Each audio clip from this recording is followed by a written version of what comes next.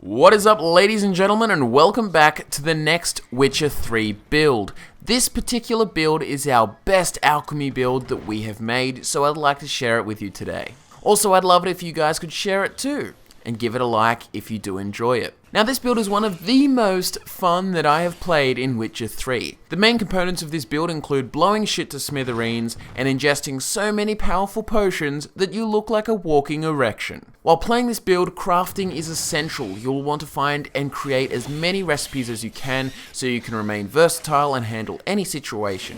We want lots of oils, lots of potions, lots of decoctions, and lots of bombs. We utilize blade oils a lot to help you with the defensive and the offensive against certain enemy types.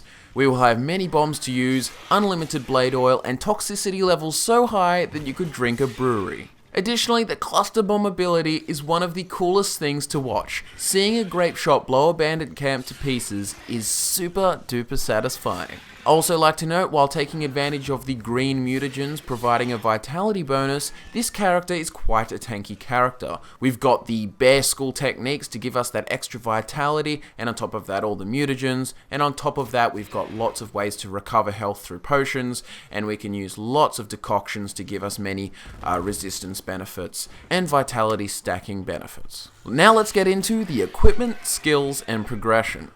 First off, let's look at our equipment. We've got the entire Ursine set, master crafted. Now, I will just note that here I do have only the enhanced version of the silver sword, and that is because of a glitch I encountered where I cannot find white gold. First, we have the Ursine Steel Sword Mastercrafted, the 20% adrenaline point gain, 75% critical hit bonus. Also, I'd just like to mention quickly that all glyphs and runes are up to you guys. I leave them up to you. I mean, you can enhance certain aspects of the build with the glyphs, but I've just sort of left it open to you guys. Then we have the Ursine Silver Sword Enhanced, which would be a lot higher. Basically the same thing, just a lot higher stats when mastercrafted. We have the mastercrafted Ursine Armor with the 20% adrenaline point gain and the lots and lots of resistances that come with heavy armor. Another 10% adrenaline point gain on the Ursine Gauntlets. Ursine Boots, 10% adrenaline point gain. And adrenaline point gain on the trousers again. And they've all got high resistances from being heavy armor. Now, let's have a look at all of our selected skills. We have all the vitality mutagens in every single slot. I've got 2 greater ones here and 2 just normal green mutagens.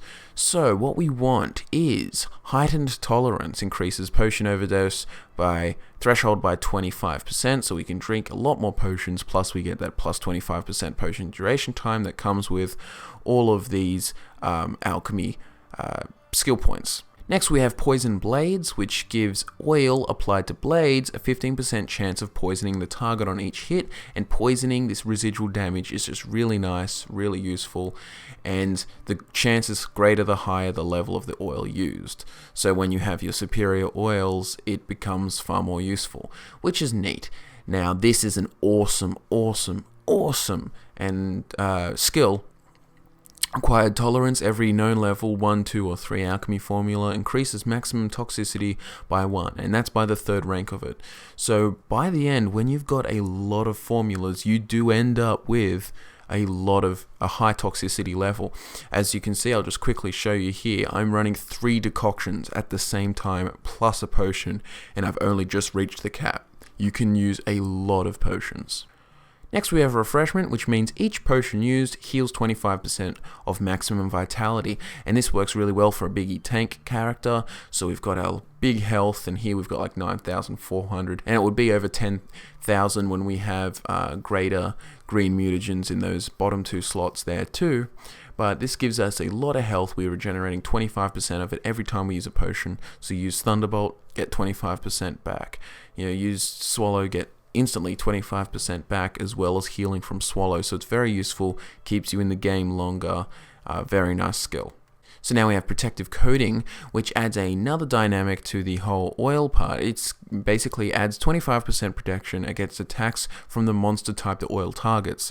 So if we use Spectre Oil against all Spectre type things, Noon Wraiths, Night Wraiths, etc., we get 25% protection against that, which is very useful, helps our tankiness, and plus it sort of plays into the whole alchemy thing. We need to be prepared for all our fights, and if we do prepare using the right oils, which will bring me on to the next thing, is that they are unlimited and they don't wear off, we can stay the whole fight with a 25% resistance to that particular type of enemy, plus we get the 15% chance to poison.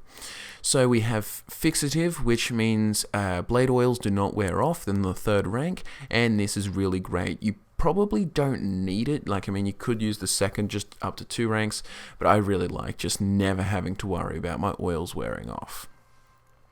Next we have efficiency, which is a part of the bomb creation tree, increases the maximum number of bombs in each slot by 5, and this is really, really good because when combined with cluster bombs, upon detonation, bombs separate into explosive fragments. Number of fragments that you have at 5 is 6. So totally we have, I think I have superior grape shot in this video. I have 9 in all my 9 slots of grape shot, so I can use 9 bombs of grape shot, and each one of those splits into this huge hellfire thing of about 6 individual bombs themselves, because it just fragments everywhere and explodes. Huge range. It's really useful, quite powerful, and hella fun. Now we have tissue transmutation. When consumed, mutagen decoction increases maximum vitality by 1000 for the decoction's effective duration. Now this means when we use a mutagen decoction, we get 1000 extra health straight off the bat, so that's just a nice help. We're using decoctions all the time, and I really encourage when playing this build that you do use them, because it's one of the best advantages of this character is you get to really abuse them. You get to use heaps of them, like 2 can easily be used once you hit like higher levels with high amounts of toxicity, but even at low levels it just makes you easily be able to use a decoction and multiple potions, whereas if you just play standardly, you can sort of just have one decoction and it basically nearly puts you to the level. Next we have synergy, which is increases bonus for mutagens placed in mutagen slots by 50%. So basically all of our mutagens in the mutagen slots is 50% more effective, which is really great. It helps us stack that vitality even higher. So instead of just 600 for a greater blue mutagen, we're stacked with 3 mutagen abilities, we instead get 900. And then finally we have adaption, which extends the effective duration of all mutagen decoctions by 50%. If you have a look at these decoctions here, they are lasting a long time, like 140 minutes. Huge, super long time, very useful. You will never run out in a battle of your decoction. It's just not practical. It will just not run out.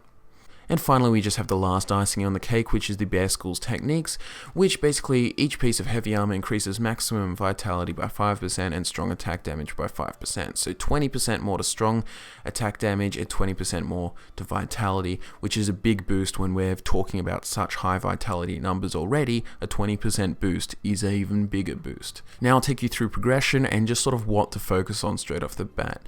Now personally, I like acquired tolerance from the start because we'll start to use multiple potions and we're getting more formulas, and it helps us just increase our overall maximum toxicity. Then I would probably start working on poisoned blades, just because that poison, 15% chance of poisoning, and it won't be that at the start at rank 1, but that little chance to poison is really useful, and that's with everything. Just as long as you've got oil applied to the blade, it will add the up to 15% more chance of poisoning the target, and poison is just a really nice residual damage. And then you'll sort of have to focus on heightened tolerance a bit to get to the next tree. Probably the next thing we really want to focus our points into is refreshment, which is getting that vitality restored every time we use a potion. This combines perfectly with swallow because we get an instant amount of health restored to us, plus we get that gradual restoration that swallow gives us. Even when we use thunderbolt before we go in for the strike and start to attack the boss, we get 25% of our maximum vitality back at rank 5. Protective coating will also be a big benefit, and that's going to help us, especially as we start to get more and more oils. So we'll want to sort of focus on that earlier. But the one thing I'll recommend that we really want to get to quickly is synergy, and that's increasing the bonus for mutagen by 50% at rank 5, but we want to get those to just get that extra vitality and help us out and make us even tankier.